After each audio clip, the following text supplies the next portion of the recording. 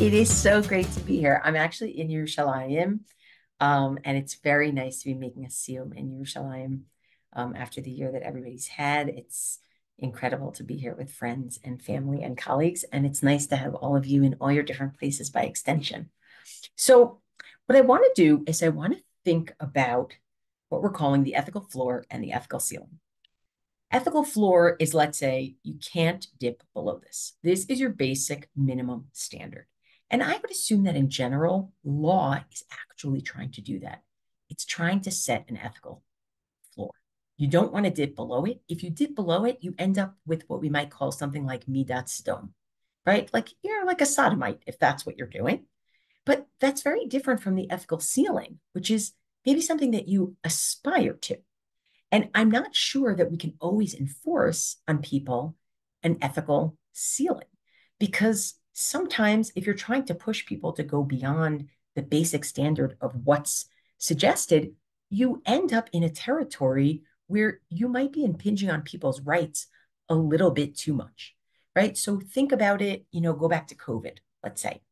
If we're looking at a situation where we say to people, in order to keep each other safe, here is the basic foundational standard that everyone has to keep to. There might be people who end up being a little bit more machmira, and there might be people who say, no, the basic standard is what I'm looking at. And one of the things that I think is so interesting in both Bava Kama and Bava Metzia is that you find a discussion of both ethical floor, where we are going to legislate basic standards, but also an aspiration for the ethical ceiling. And one of the things that I wonder is how do you get people to aspire to an ethical ceiling if you can't make them do it? Or can you? So the first thing I want to show you is just a visual as we think about this question of what Bava Metzia really is about. Because it's true what Rabbanit Michelle is saying, Bava Metzia is really about trying to create a Ben Adam Chavero situation that is ruled by give and take, ethics, compromise, awareness of people's rights, awareness of our obligations. And I think writ large, it's trying to create a society that even someone like King Shapur might look at and say, hey, this actually makes sense. This is a really ethical society that you have going. And so one of the things that I noticed within Bava Metzia is just how often Sefer Mishlei was quoted. Sefer Mishlei, the book of Proverbs, is quoted over and over again in Bava Metzia. If you don't believe me, check out this visual. Sefaria has this amazing link. If you see here, www.sefaria.org.il/explore, and I'll put it in the chat in a minute, where you can look at how often a Masechet is quoted, how often, a book of Tanakh is quoted in a Masechet. So let's take a look down at Bava Metzia. You click on it, and here's what it shows you. These are the Sfarim that are most quoted in Bava Metzia. A lot of Bereshit, Shmot, Vayikra, Bamidbar Dvarim. You would expect that. But the next most cited Sefer is Sefer Mishlei. And when I see that, it also makes me wonder, well, wait a second, where else is Sefer Mishlei highly quoted in Gemara? And if you don't believe me, look at the linker yourself. What you'll see is the places where Sefer Mishlei is mostly quoted are, get ready, Bava Metzia, Baba Batra, Sanhedrin. All of these Nizikin kind of build a proper society, which for anybody who studies Sefer Mishlei, you know that Sefer Mishlei is actually about creating a society in which people are diligent, do the right thing, don't steal, don't cheat, recognize that doing bad and violence don't pay off.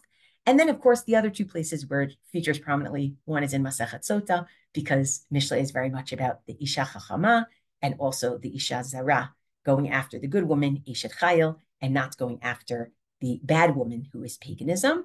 And it also features heavily in Masechet Brachot, which makes sense because Mishlei is trying to tell you what is the good life about at the very beginning.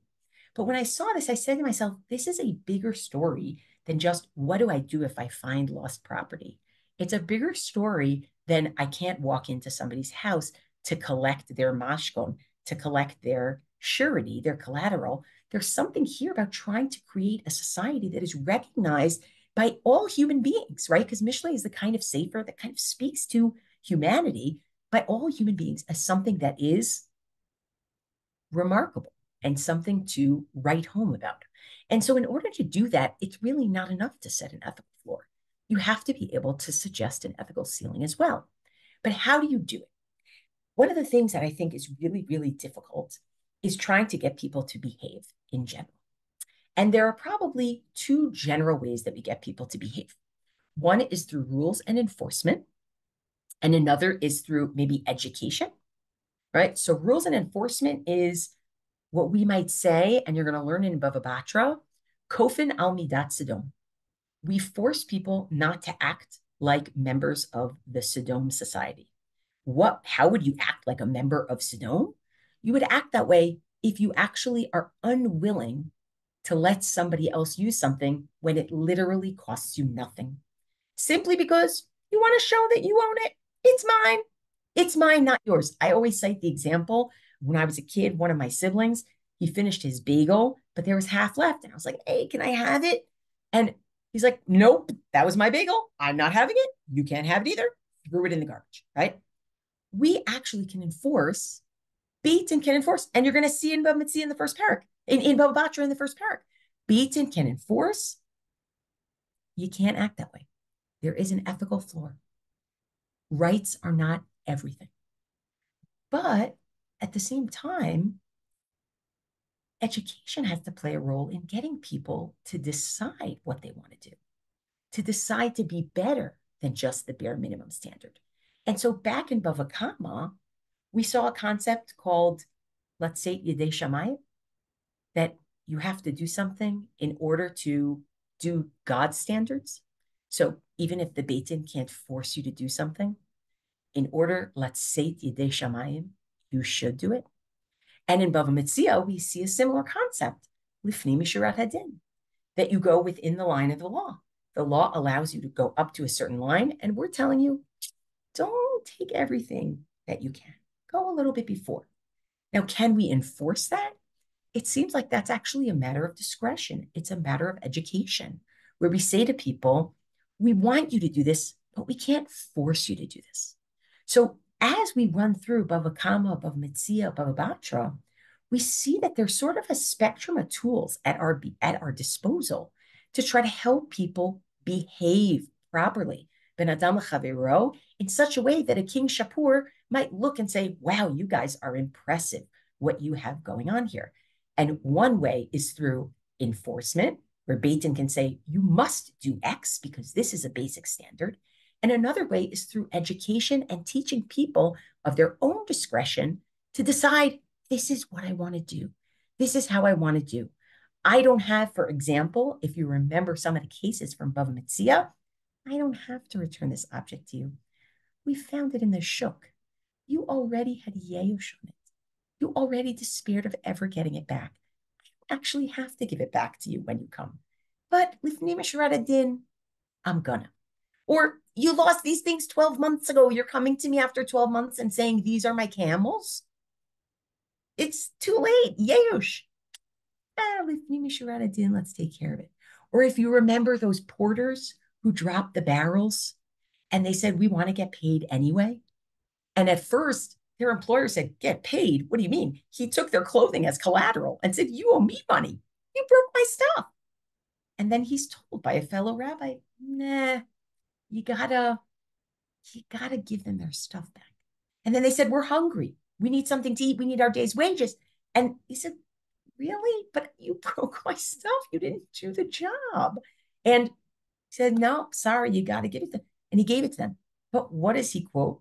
He quotes Sefer Mishle. Last time I checked, Sefer Mishle is not a place where you find ironclad halacha lema'aseh rules. That's where you find educational aspiration. You want to be a good person?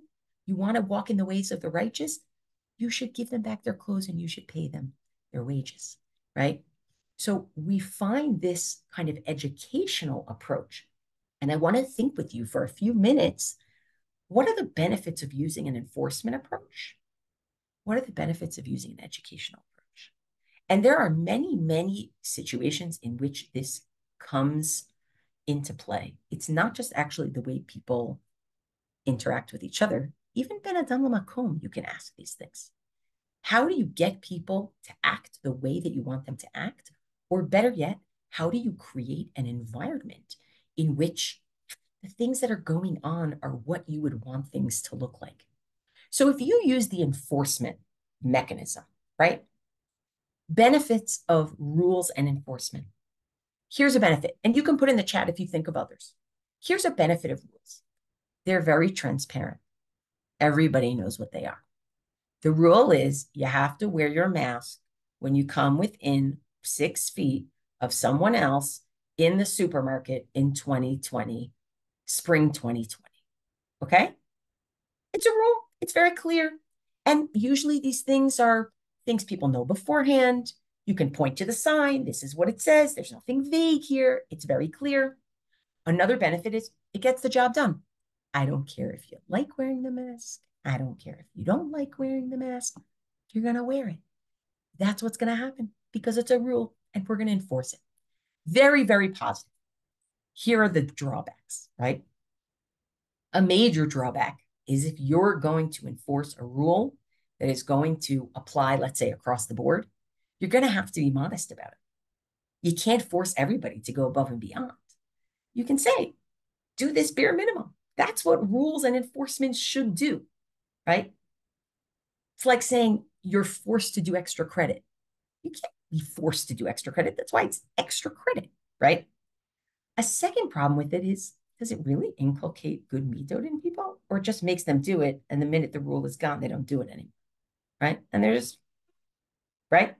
So if Beit Din's not looking, I'll act like a sodomite because there's nobody here who's going to take me back and pull me and rein me in, right? On the other hand, you have education. I want to teach you to be a good person. I want to teach you that even if Beit Din can't get you to do something and can't penalize you, let's say Yidei Shamayim, you should do it, right? You should really do it. So I'm going to teach you that. Lifni Misharat Din, I can't force you to return that Aveda, to return that object, that lost object, but I'm going to tell you if you want to aspire, you really should do it. What are the benefits? It's all about inculcating virtue. It's all about creating good people. It's a beautiful thing. And in a certain sense, it actually will outlast any rule you make because it's not about your enforcement. It's not about people being, oh, I have to follow the rules or I'm going to get in trouble. It's actually people being mafnim, people internalizing, right? What they're supposed to do. Or by the way, maybe doing that to impress someone else. Maybe they haven't internalized anything. But the point is, you don't have to tell them to do it. They're going to do it. But here's the problem. You know the problem. You saw it. Remember that story of the guy with the sticks? And he asked Rabbi Yishmael Rabbi Yossi to help him carry his sticks. And Rabbi Yishmael Rabbi Yossi doesn't have to help him carry his sticks. It's Talmid Chacham, and he's older. It's not appropriate. Zakim ve'eno fichvoto. It's not appropriate for him to have to do that. So Rabbi Yishmael Rabbi Yossi says to himself, okay, I know what I'm going to do. Of my own discretion, I'm going to help this guy. I'm going to give him money for his sticks instead of helping him carry them home. Gives him money for the sticks, takes the sticks and says, these sticks are hefker, anybody who wants them can take them. The guy comes over and picks up his sticks again. He says, can you help me with my sticks? I want to get them home. And Rabbi Shmuel Rabbi Yossi says, no, here's another $5. I'm not helping you get them home. I want you to take the money, right? And so he takes the money. Rabbi Shmuel Rabbi Yossi puts down the sticks. The guy comes over again to get the sticks. After this was ownerless for anybody to take except for you, right? Like fool me once, shame on you. Fool me twice, shame on me. What's the problem with discretion? It's impossibly vague. What do you mean? Rabbi Shmuel Rabbi Yossi gets to just decide how he's going to help this guy? This guy wants help in a certain way, and Rabbi Shmuel Rabbi Yossi isn't going to give him the help that he wants. The standards are not clear. What's needed is not clear. You need so much communication in order to know what is actually going to help people in this situation. It's so different from rules, which are so clear and so obvious, right? The other thing I would say about discretion is the problem with it is that it's up to discretion, and people don't always use their discretion the way you want them to use it. So if what we're talking about is hitting an ethical ceiling, okay, so people don't always hit the ethical ceiling. The rules will be for the ethical floor and for the ethical ceiling. Some good people will do, some people won't. Okay, so this is sort of like the pitzul, the split that we would make between things that we enforce, like Kofin al Midat Sedom, which you'll see in Bava Batra, and things that we educate towards, but we can't enforce, like Latzet Yedei Shamayim, like Lifnim Mishirat Hadin. Beautiful, amazing, done, finito, until you get to the Rishon. Because the Rishonim said, wait, no. Mishirat Hadin, but it says you have to give the clothing and the money to the porters. It says you have to, when somebody asks, do I have to return this object? They're told you have to return it. In fact, the Gemara told us that the reason why the Beit HaMikdash, the second Beit HaMikdash, was destroyed is because Danu Dinehem Din Torah. They followed the strict letter of the law and they didn't do their din. They didn't do their legal decisions based on Lifnei Mishirat Hadin. So some Rishonim say, no, this discretion stuff, push it out of your mind. It's not, no, it's all rules. It's all rules. Even Lifnei Mishirat Hadin, we can force people to do Lifnei Mishirat Hadin, which is, by the way, a way of saying we kind of don't trust people. And it's also a way of saying, if don't give people a reason that they have to do X, they may never do it. And we may never get beyond that ethical floor, and we actually really want to. So I find it really interesting to find some of the Rishonim, and some of them do this with, let's say, Yidei Shamayim also. They'll say, until you pay, even though it's only, let's say, Yidei Shamayim, we consider you a thief, and we won't let you give Edut in Beit Din, right? They're trying to coerce you. They're trying to force your hand. They don't want you to have this full discretionary behavior. But I think the realm of discretion is super duper important. And I think it's why Mishlei is quoted so many times in Bava Metzia, because it's one thing to learn something from Shmot or from Vayikra or from Bamidbar or from Devarim, but to learn something from Mishlei is saying, look, I can't force you to do this, but this is the way you should be. This is what you should be doing. This is how we create the kind of society that we're trying to create. So try to be the best that you can be. Try to follow the advice that the parent gives to the child in Mishlei, which is be good, right? Be good. I don't need a pasuk in Vayikra to tell me be good. All of Mishlei just keeps saying be good, be good, be good, be good, right?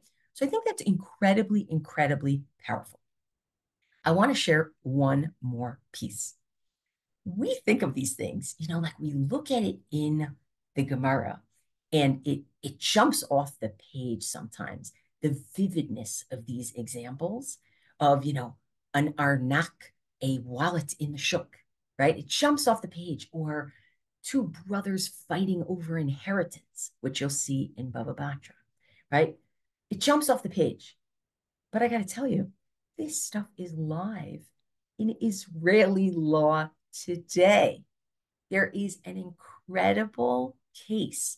I think it's from the late 70s.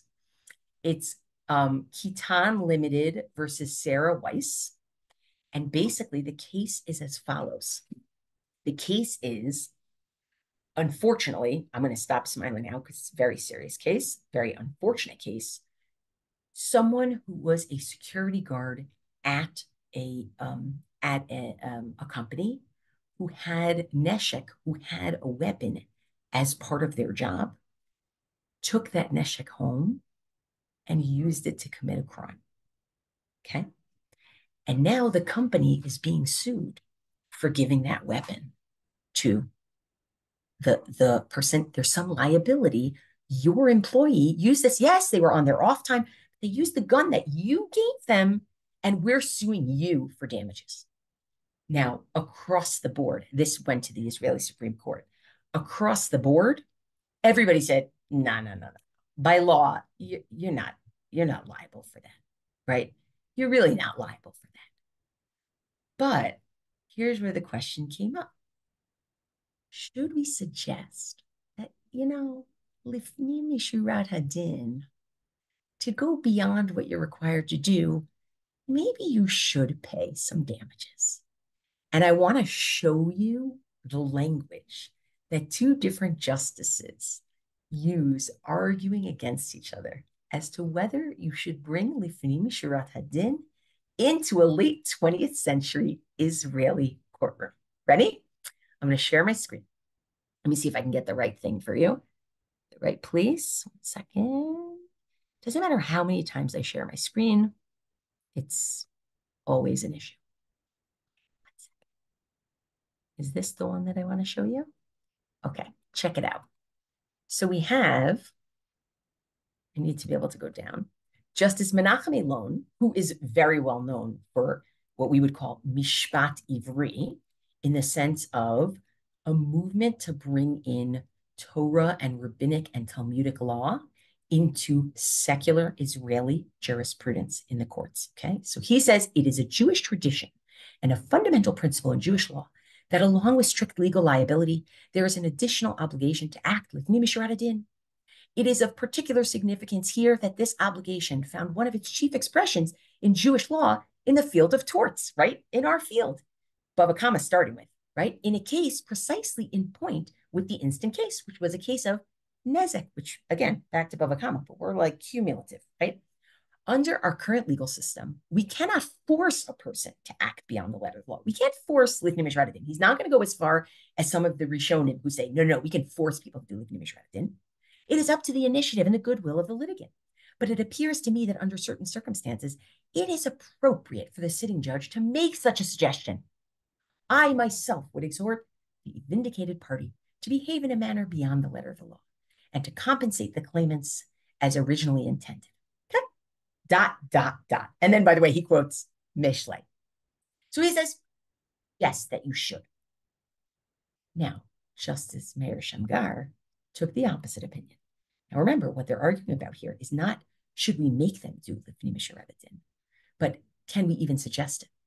I strongly dissent from the objective revealed between the lines of the opinion of my distinguished colleague, Elon, that seeks to elevate payment of compensation l'fnei mishurat hadin to the status of a settled general principle of the law of torts. Such an approach would necessarily bring about the filing of frivolous appeals, because people would say, you're forcing me to do l'fnei mishurat hadin. Of course, he didn't say I'm forcing, right? But it would lead to appeals. My concern here is not for the time of the court, but the resulting consequence, namely the adverse effects on those appellants whose appeals have merit and who will have to wait even longer for a decision in their cases, right? People are so busy appealing a l'fnei mishurat hadin ruling that the people who have real appeals to deal with, they actually never get their hearing.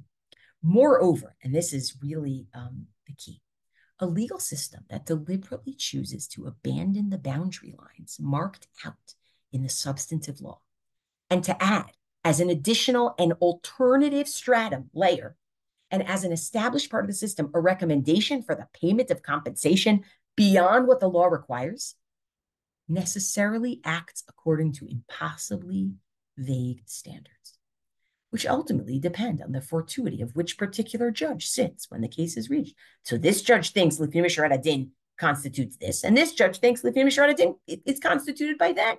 There's no actual standard. Is it $20? Is it $100? Is it $1,000? Such a system will, over the course of time, bring about confusion in the law and adversely affect the rights of the parties. The absence of clear standards may also often actually produce inconsistent results. Now, I love this because whether you're a lawyer or you're not a lawyer, what I love seeing is I love seeing these principles acted upon in contemporary life, saying, of course, everybody's goal is that we should have a society where people are not taken advantage of. Of course, that's everybody's goal. But how do you go about it? Is there a possibility that, yes, people not getting taken advantage of, the law can handle that, but there might be something above people not getting taken advantage of? The law may not be able to touch it. People benefiting, the law may not be able to touch it. What may only be able to touch it is just teaching people to be good, right?